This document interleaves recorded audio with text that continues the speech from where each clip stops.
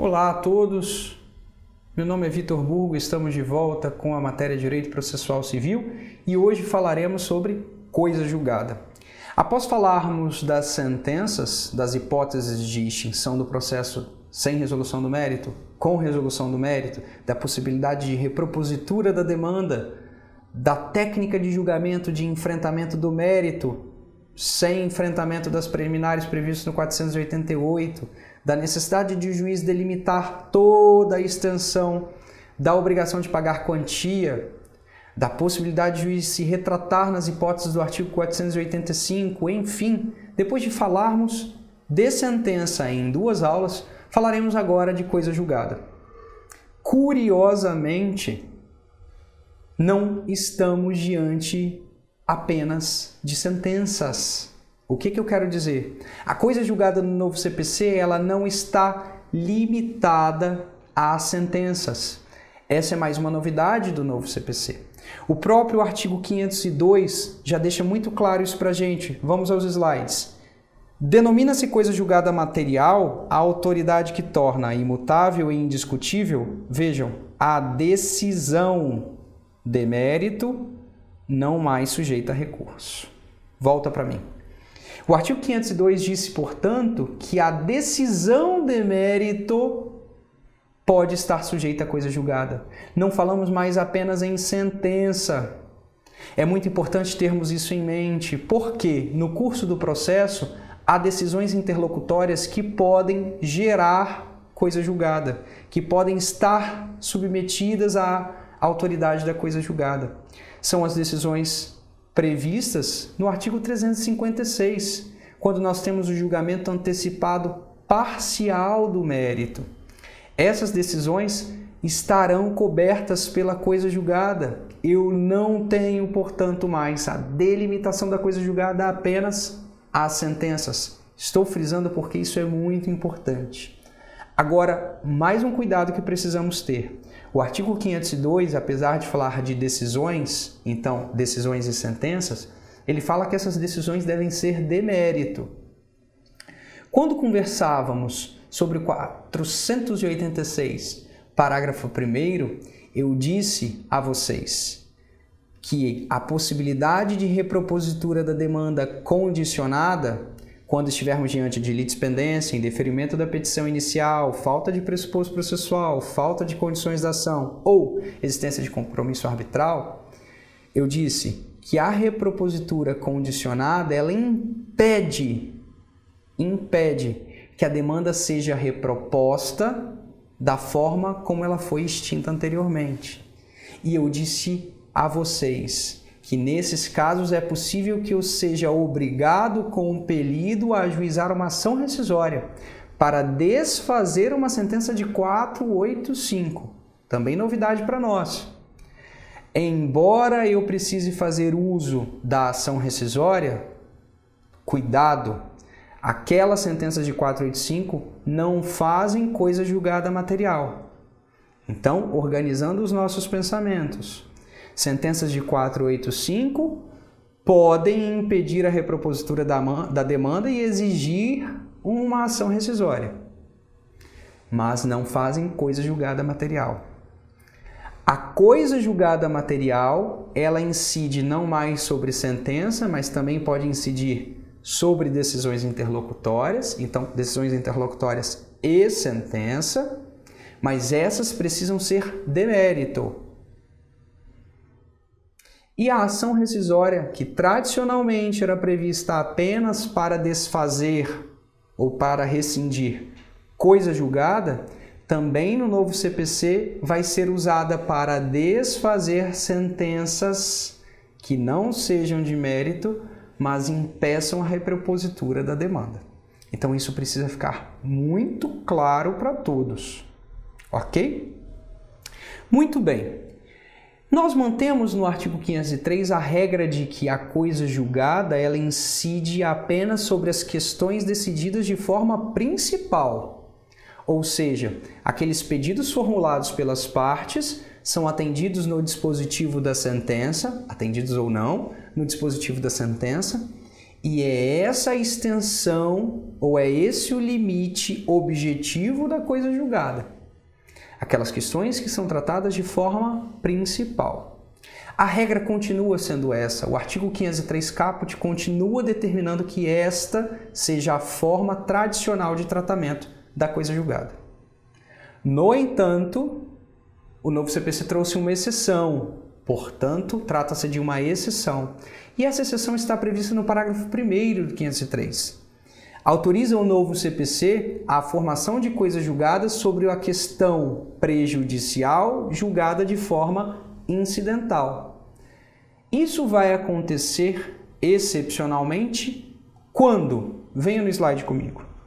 Inciso 1. Dessa resolução depender o julgamento do mérito. O inciso 1 ele é repetitivo, ele não precisaria existir. Ele só está dizendo para a gente o seguinte, que para estender a coisa julgada à questão prejudicial decidida de forma incidental, que primeiro ela precisa ser prejudicial. É repetitivo. O inciso 2, ele diz que é preciso que eu tenha sobre essa questão prejudicial contraditório prévio e efetivo, nunca se aplicando, portanto, aos casos de revelia.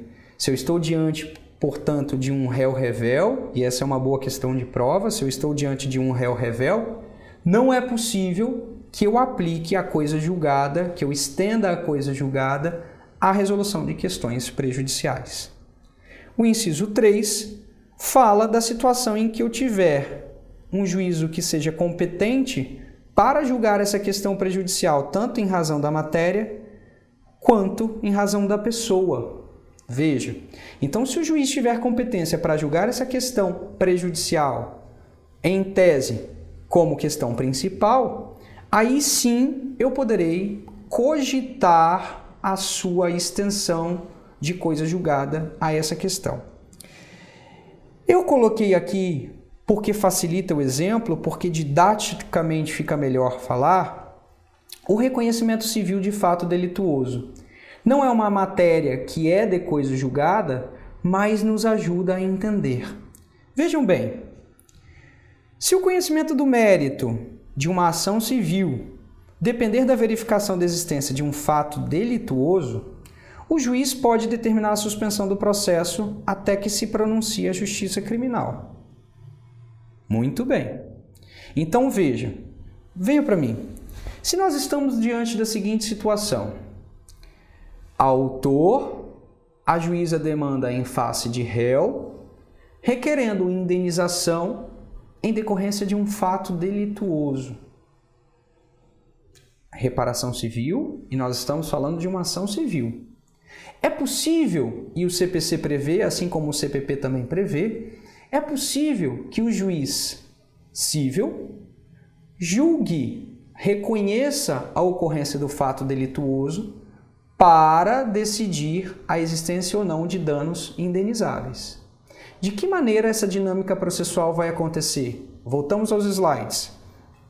Parágrafo 1º. Se a ação penal não for proposta no prazo de 3 meses, contado da intimação do ato de suspensão, cessará o efeito da suspensão. Vamos parar aqui.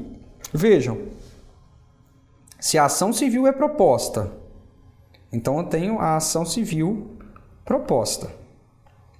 O juiz verifica, pela narrativa dos fatos, que existe um fato delituoso. E se existe um fato delituoso, ele precisa ser investigado, ele precisa ser objeto de inquérito. Se esse inquérito for aberto e não concluído no prazo de 3 meses da suspensão, ou se esse inquérito não for aberto no prazo de 3 meses, o que o juiz vai fazer, diz o parágrafo 1º? Vai examinar incidentemente a questão prévia. Ou seja, se esse fato delituoso não for em 3 meses objeto de inquérito, ou se o inquérito não se encerrar no prazo de 3 meses, o juiz deverá, então, julgar, o juiz civil, julgar a ocorrência ou não do fato delituoso. Agora, se esse inquérito se encerrar e a demanda for proposta, a demanda penal for proposta, o CPC no parágrafo 2º dá o prazo máximo de 1 ano para que essa demanda penal seja encerrada. Porque, veja bem, proposta a ação penal, o processo cível ficará suspenso pelo prazo máximo de 1 ano.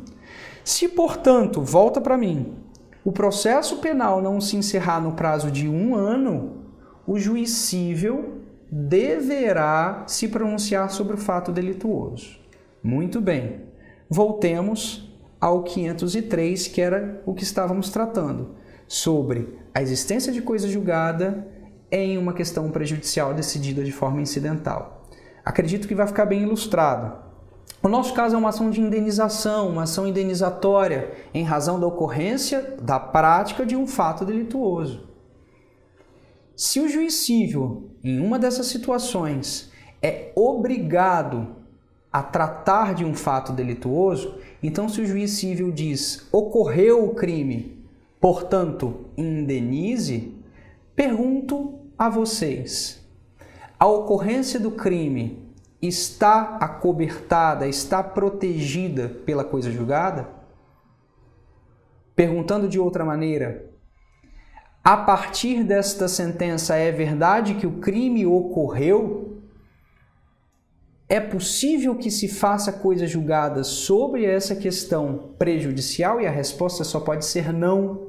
Por quê? Inciso 3, o juiz cível não tem competência em razão da matéria ou da pessoa para julgar essa questão como forma principal, como questão principal. Então vejam, estamos diante de uma situação que é exceção e não a regra. Ainda temos o parágrafo 2º, voltemos ao slide, que diz que, na hipótese ou a hipótese do parágrafo 1º, não se aplica no processo se nós estivermos diante de restrições probatórias ou limitações à cognição que impeçam o aprofundamento da análise da questão prejudicial. Volta. Veja, restrições probatórias ou limitações de cognição que impeçam o aprofundamento. Não basta eu estar diante de um procedimento que me restringe a produção de provas. Por exemplo, o mandado de segurança. O mandado de segurança me restringe a produção de provas, mas essa restrição ela não impede o aprofundamento das questões. Porque o mandado de segurança ele analisa violação a direito líquido e certo mediante produção de provas pré-constituídas. Então eu tenho uma análise profunda do mérito, apesar de estar num procedimento que tem notoriamente uma restrição probatória. Qual é a grande dúvida que surge a partir desse artigo 503? A seguinte: em que momento nós saberemos se essa questão incidental estará ou não protegida pela coisa julgada? Quando é que nós teremos o retorno do ordenamento jurídico acerca da produção ou não, da formação ou não de coisa julgada sobre essa questão prejudicial decidida de forma incidental? Ainda não temos um posicionamento definitivo jurisprudencial e tampouco doutrinário. Doutrinariamente, há divergência aberta. Alguns doutrinadores, como Luiz Delore, acreditam que o juiz deve, na sentença, especificar desde já que essa questão prejudicial decidida de forma incidental estará protegida pela coisa julgada, mas não indicando que haverá formação de coisa julgada, dizendo que essa questão ela foi exaustivamente debatida, houve produção de prova necessária sobre ela, o juiz tem, então, portanto, competência para julgá-la como questão principal, indicando essa questão no dispositivo da sentença. Então, sem necessidade da ação declaratória incidental, o juiz, verificando que aquela questão prejudicial preencheu todos os requisitos do parágrafo 1º, ele vai levá-la para o dispositivo, deixando claro às partes que ela também poderá ser acobertada pela coisa julgada. Outros doutrinadores, como o professor Marcelo Pacheco Machado, acreditam que não é possível identificar desde logo ou colocar essa questão por que incidental no dispositivo da sentença. A análise, a identificação da formação de coisa julgada só vai acontecer em um momento posterior, em um processo posterior. Portanto, apenas após encerrada a demanda que nós analisaremos de forma retrospectiva e veremos houve ou não a formação de coisa julgada. Ambos os posicionamentos têm sólidos argumentos, cientificamente estão amparados e embasados. Para uma questão de OAB, de que maneira nós reagiríamos? Veja, a princípio, se a questão prejudicial é decidida de forma incidental, ela não estará inserida no dispositivo. Acredito que a OAB não vá entrar nessa disputa, porque a questão ainda não está devidamente resolvida, pacificada.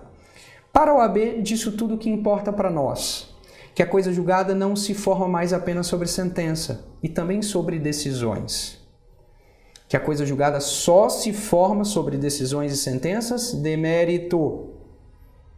Repetindo, embora eu possa precisar de ação rescisória para desfazer algumas sentenças terminativas, isso não quer dizer que há formação de coisa julgada. Além disso, para a OAB precisamos saber que a coisa julgada como regra incide apenas sobre as questões decididas de forma principal. Excepcionalmente, poderemos ter a coisa julgada atuando, protegendo a coisa julgada prejudicial, decidida de forma incidental. Quando ela efetivamente for prejudicial, quando houver contraditório efetivo e prévio, não se aplicando nos casos de revelia, quando o juiz tiver competência para julgar aquela questão de forma principal, então lembrem-se da análise do fato delituoso pelo juiz cível, e quando eu não estiver diante de uma restrição probatória ou uma limitação cognitiva que impeça o aprofundamento do mérito. Mas lembre-se também aqui, nessas situações, nós não estaremos diante necessariamente de uma restrição probatória que automaticamente impeça a formação de coisa julgada. A restrição probatória ou a limitação de cognição precisam impedir o aprofundamento do mérito. E lembre-se sempre do exemplo do mandado de segurança, em que eu tenho uma restrição probatória, no entanto, o nosso mérito é analisado em profundidade. Esse é o nosso conteúdo de coisa julgada e eu espero ter ajudado a vocês. Fiquem bem, até a próxima aula.